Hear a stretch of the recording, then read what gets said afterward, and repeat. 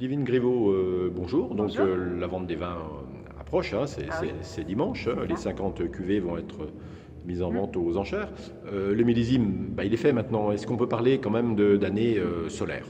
Ah oui, 2018 va forcément s'inscrire avec le qualificatif solaire. C'est pas le seul. On pourrait lui en attribuer d'autres, comme précoce, comme inattendu aussi. On le pensait tardif et puis on a finalement vendangé au mois d'août. Donc c'est un millésime qui s'inscrit cette particularité solaire que connaît la Bourgogne depuis quelques temps. Alors les blancs, un mot sur les blancs. Je Bien crois sûr. qu'on a un style de vin blanc un peu à l'ancienne, mais alors dans le bon sens du terme, Ouais. avec des vins riches. Vous revendiquez ce style de Ah vin ouais. qui a fait finalement la réputation des Meursault, des grands vins Mhm. blancs de Bourgogne, Tout à des vins fait. avec de l'équilibre, mais des vins qui ont quand même de la matière, de l'extrait sec. Exactement, ça c'est vraiment une volonté complètement assumée de ne pas forcément vendanger sous le couvert de minéralité, de tension, de vin ciselé, des raisins pas assez mûrs. Voilà, donc on a attendu que nos chardonnays mûrissent. Au demeurant, ils nous ont surpris hein, parce qu'on les pensait un petit peu en retard par rapport au pinot noir et ils sont finalement vendangés dans un mouchoir de poche. Donc voilà, la ligne a été franchie au même moment. On a commencé par les Meursault genévrières en même temps que les Volnay. Donc vous voyez, on était vraiment sur un secteur mûr. Et oui, nous avons attendu que les chardonnays mûrissent, ce qui n'est pas antinomique de tension, d'élégance, de matière, de fond, de densité qu'on retrouve dans ce millésime d'extrait sec. C'est vrai, c'est cette notion un petit peu difficile à conceptualiser, mais De densité de bouche, hein. oui, exactement, de plénitude, dirais-je. Alors les rouges, donc en dégustation, vous les divisez en deux parties, donc Oui, les vins, on va dire, de première série et les ouais, vins, ouais, tenter. toute la Ouais. deuxième partie. Mhm. Bon, voilà. Alors ce qui est assez notable, c'est le travail qui a été fait sur la première partie, de Première façon à partie. ce que sur des Montely, des Pernand, des Mhm. Auxey-Duresses, des Savigny, les gens aient vraiment des vins de haut niveau aussi. Bien sûr. Alors ça, je suis ravie que vous le souligniez et que vous l'ayez perçu par votre dégustation. Pour la simple et bonne raison, c'est que c'est l'aboutissement de beaucoup de travail, aux vignes d'ailleurs, d'abord, mais aussi en vinification où on se creuse un petit peu plus les méninges. Et puis, j'ai quand même le sentiment qu'un vinificateur a parfois un peu plus de mérite à réussir à aboutir à de belles choses, à de grandes choses, dans des appellations dites d'entrée de gamme, qui n'en sont pas d'ailleurs, mais bon, c'est comme ça qu'on les appelle, en tout cas chez nous, parce qu'on a un encépagement qui est plutôt sur le très très haut de gamme. Donc voilà, réussir des Auxey-Duresses, réussir des Montély, réussir des Pernand-Vergelès, des Centenay, y apporter autant de soins, autant d'énergie que pour les autres grands crus, ça compte. Et puis si ça se sent aujourd'hui sous la pipette, bah, c'est vraiment pour notre plus grand bonheur. On est très contents. Alors, un des paramètres aussi de la dégustation aux Hospices de Beaune, si tôt dans l'année, après le millésime, Ouais, c'est le boisé. Hein, oui, beaucoup de vos cuvées sont faites à 100% oui, quasiment toutes, ouais. en bois neuf.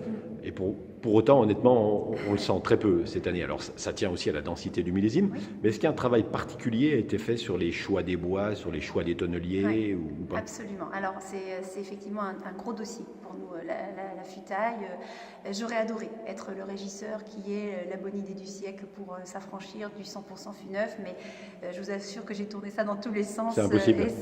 Et alors, à l'impossible, nul n'est tenu, mais en tout cas, c'est extrêmement compliqué pour plein de raisons qui seraient trop longues à expliquer ici, mais de ce fait-là, le levier que l'on peut activer, c'est justement de travailler avec nos tonneliers en partenariat. Donc de développer avec eux, de les faire mieux connaître nos vins, nos objectifs, nos besoins, et de travailler avec eux sur les temps de séchage, sur les origines de bois, sur les chauffes, les nuancer en fonction du millésime. J'ai passé mes commandes très tard parce que j'ai voulu commander des chauffes en adéquation avec ce millésime.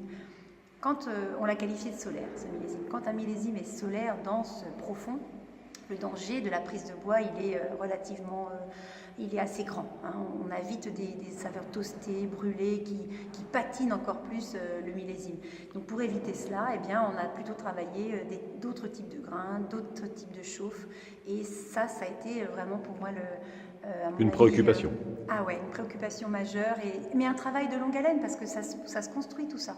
Je suis allée avec chaque tonnelier présent dans nos caves sur leur parc de bois pour comprendre, pour parler des forêts qui allaient être mises en œuvre pour la fabrication des fûts. Donc C'est un gros dossier, c'est pas fini. J'ai le sentiment que plus les millésimes passent et plus ce fondu de boisé se perçoit dans ce que j'entends des dégustations et de ce que vous avez pu me retranscrire de vos sensations. Donc ça veut dire qu'on est dans la bonne voie, c'est pas fini, donc on va continuer de travailler dur.